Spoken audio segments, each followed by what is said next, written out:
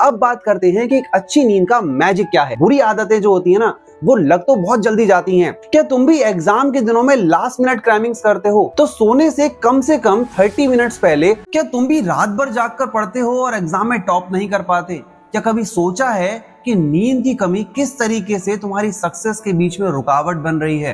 तो बेटा याद रखो कि जो माइंड है ना, वो तुम्हारी सबसे बड़ी पावर है और इसको फ्यूल देती है एक बहुत अच्छी नींद। तो नींद जो है वो बहुत ज्यादा जरूरी है। चलो इसे थोड़ा डिटेल में समझते हैं। सुमित और यश बहुत अच्छे दोस्त थे और दोनों एक पर्टिकुलर एग्जाम की प्रिपरेशन कर रहे थे।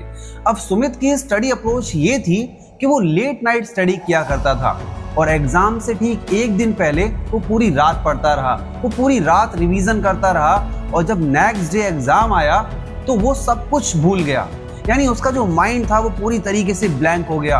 वो बहुत कोशिश कर रहा था चीज़ों को याद करने की, लेकिन उससे हो नहीं रहा था और वो रेस्टलेस फील कर रहा था।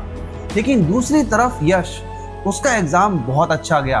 उसकी स्टडी अप्रोच अलग थी। उसने सब कुछ पहले से ही स्टडी किया और एग्जाम से एक दिन पहले उसने अपनी नींद पूरी करी और मॉर्निंग में जल्दी उठकर उसने सब कुछ रिवाइज किया और उसका एग्जाम बहुत अच्छा गया। तो इससे आपको ये समझ में आया होगा कि नींद जो है वो कितनी ज्यादा जरूरी है, खासकर एग्जाम टाइम पे।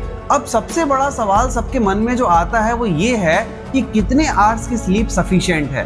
तो आप लोगों ने बहुतों से कहते सुना होगा कि आप सभी को 8 आवर्स की स्लीप जो है वो लेनी चाहिए, लेकिन ये यूनिवर्सल फॉर्मूला हर किसी के लिए एक जैसा नहीं होता। सपोज कीजिए अगर आप 13 to 18 ईयर्स के बीच हैं तो आपको 8 to 10 आवर्स की स्लीप जो है वो चाहिए, और अगर हम इससे ऊपर के एज ग्रुप की बात करें लाइक 18+, तो 7 to 9 आवर्स की जो स्लीप है वो सफिशिएंट होती है। लेकिन ऑन एन एवरेज अगर आप 7 आवर्स से कम सो रहे हो तो ये एक वार्निंग साइन है आपकी मेंटल और फिजिकल हेल्थ के लिए।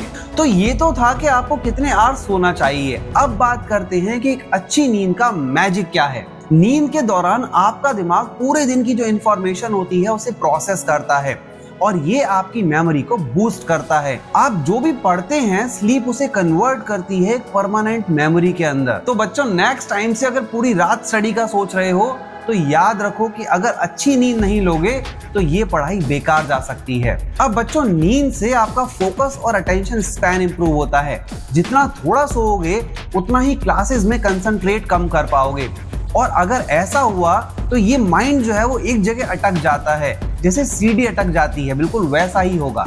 एक अच्छी नींद आपको फ्रेश और एनर्जेटिक बनाती है। जब आप सोते हो तो आपकी बॉडी स्ट्रेस हार्मोन्स को रिड्यूस करती है, जिससे जब आप अगले दिन जागते हो तो मेंटली और फिजिकली स्ट्रॉन्ग फील करते हो और ये आपकी ओवरऑल प्रोडक्टिविटी पर इफेक्ट करता है। हर दिन एक ही टाइम पर सोना और उठना चाहिए। कोशिश कीजिए अपना एक स्लीपिंग शेड्यूल बनाएं और उसे फॉलो करें, और वीकेंड्स पर भी ये स्लीपिंग शेड्यूल जो है वो वीक नहीं पड़ना चाहिए। कहीं ऐसा ना हो कि आप वीकेंड्स पर देर तक सोने में लगे हुए हो, क्योंकि बेटा बुरी आदतें जो होती है ना, वो लग तो बहुत जल्दी जाती हैं, लेकिन उनसे पीछा छुड़ाना इतना आसान नहीं होता। क्या तुम भी एग्जाम के दिनों में लास्ट मिनट क्रैमिंग्स करते हो? अगर हाँ तो ये एक बहुत बड़ा गलत स्टेप है। रिसर्च कहती है कि ऑल नाइटर्स से आपकी लर्निंग एफिशिएंसी 40% तक गिर जाती है। तो इससे बेटर ये है कि थोड़ा ब्रेक लो और सो जाओ, ताकि मॉर्निंग में जब उठो तो फ्रेश दिमाग से पूरा रिवीजन कर सको। और सबसे बड़ी चीज, अपने फोन और टैबलेट को एक तरफ रख दो, क्योंकि इससे निकलने वाली ब्लू लाइट मेलेटोनिन हार्मोन जो कि नींद लेकर आता है उसे रिड्यूस करती है, और उसके प्रोडक्शन के स्लो होने की वजह से आपको नींद प्रॉपर नहीं आ पाती। तो सोने से कम 30 मिनट्स पहले अपने स्क्रीन टाइम को बाय बाय कह दो। तो अगर आप भी अपनी लाइफ में एनर्जेटिक और फोकस रहना चाहते हो तो एक अच्छी नींद बहुत ही ज्यादा जरूरी है। और मैं तो हूं ही आपके साथ, आपको गाइड करने के लिए आपका अपना एजुकेटर अमित भैया। और बच्चों, कीप लर्निंग, वर्क स्मार्ट।